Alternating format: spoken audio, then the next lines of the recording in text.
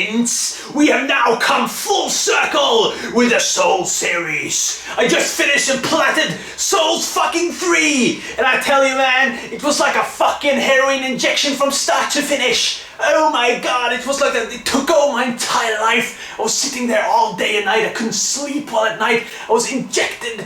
I was fucking infected by a virus called Souls 3.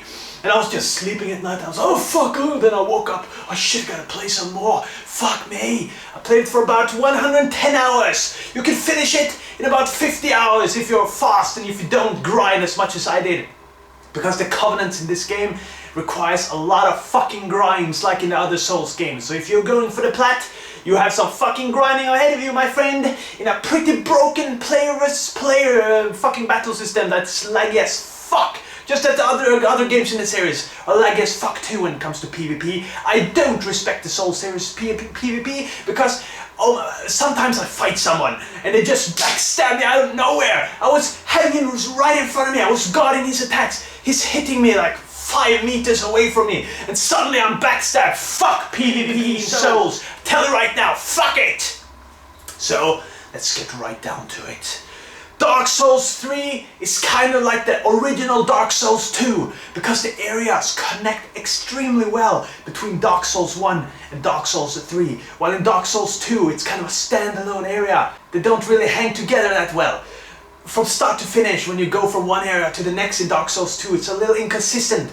So when you progress in Dark Souls 1, it's perfect from start to finish. The same can be said about Dark Souls 3. And I think Dark Souls 3 has the best views in the entire game, with the exception of Dark Souls 2, Dragon Valley. That place is just magnificent. They will never be able to match that fucking place when the dragons flying everywhere. And a fucking island after island, you just walk between bridges. Oh fuck me, awesome. So Dark Souls 3 to me is the perfect finish to the series. I mean, not everything about the game is perfect, of course, because the NPC in this game does not measure up to any of the other Souls. Even it kind of beats Bloodborne because Bloodborne don't have excellent NPCs as well. So in Dark Souls 3 it feels like the NPCs are kind of thrown in there like a habit for the series. So when you meet NPCs, they're kind of good sometimes. The dialogue is not well written in Dark Souls 3.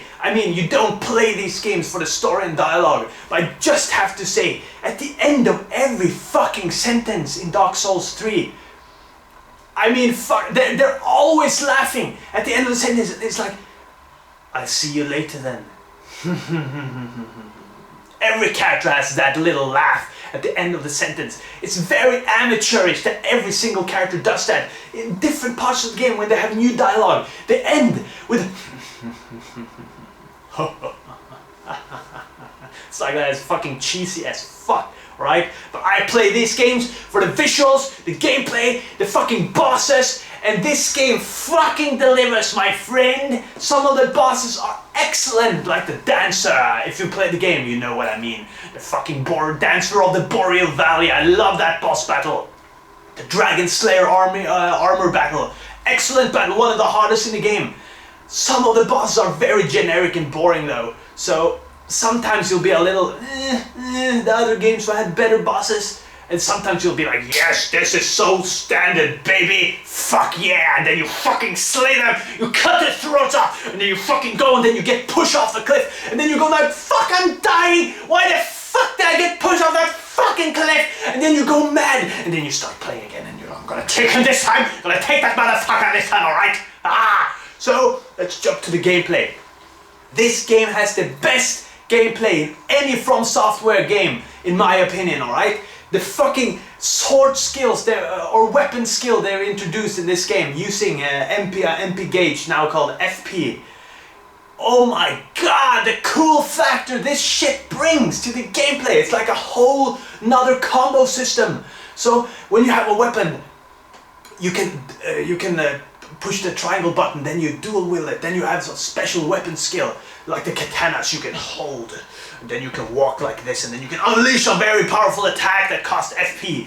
And it's fucking glorious. Adds another layer of diversity to the gameplay that is very necessary for a sequel to have. Because all the other games play exactly the same. So when I got Souls 3, and I started playing with that skilled weapon system, I was like, mwah, perfection! Some of the weapons have some superb, unique effects too, that just make you mind fucking blow. It's like, holy shit, that's one of the coolest things I've ever seen in a game. It's that fucking cool, alright?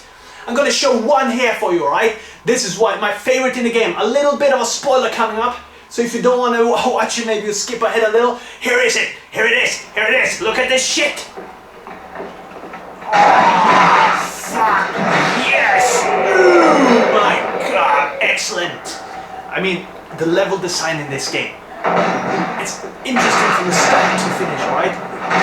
You reach fucking multiple paths to walk all the time. You get confused as fuck when you come to new areas. You don't know which way to go. Oh, maybe I should go into this area. Maybe I should go here. Wow. It's like an open world exploration, but it's a bit more linear than Dark Souls 1 and Dark Souls 2 for that matter.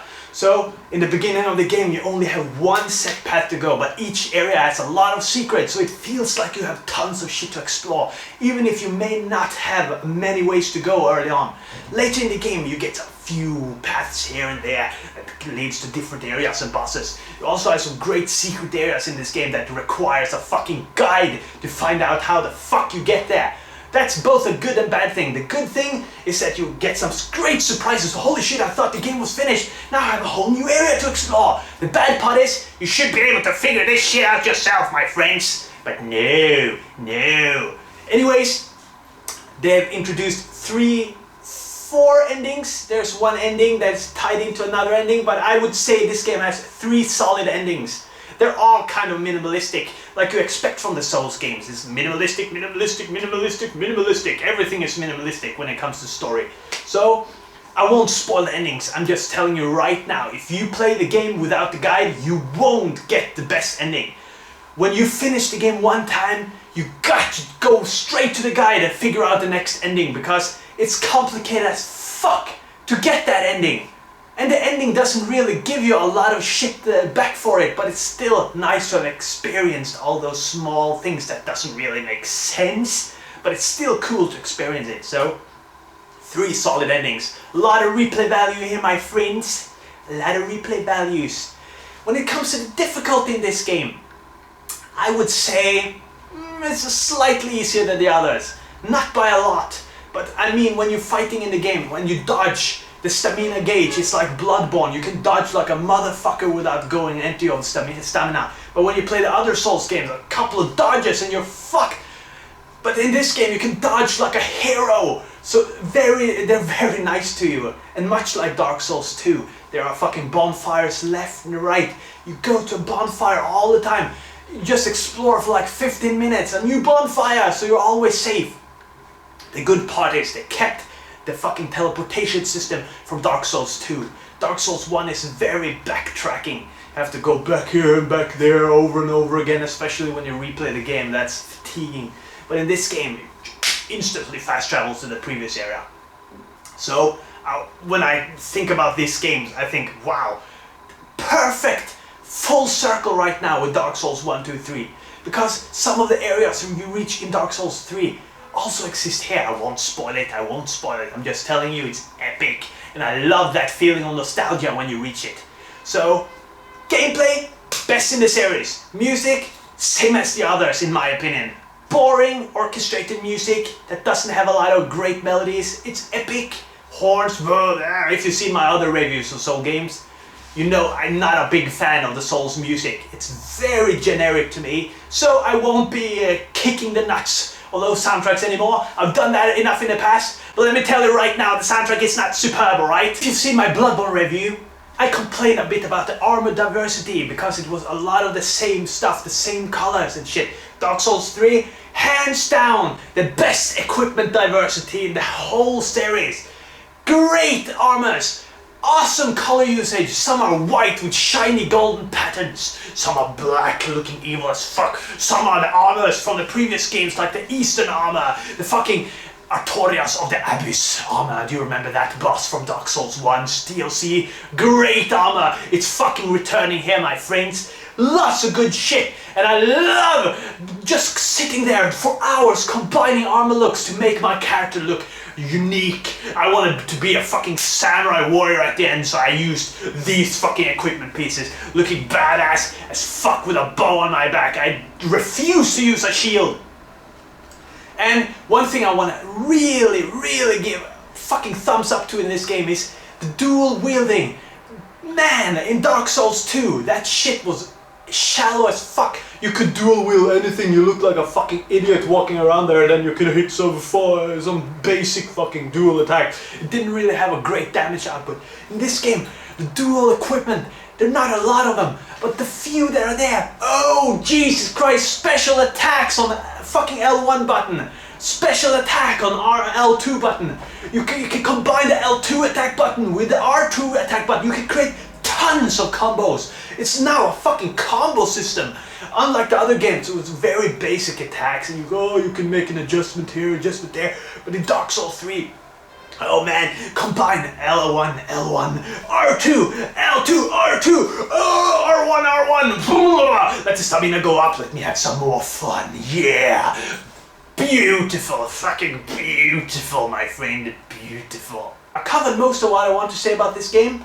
All I can say is, hell yeah, I hope no more Souls game enters now, because the nostalgia factor is a perfect circle. I've said that a few times already, I'm gonna say it again. The series is excellent as it is.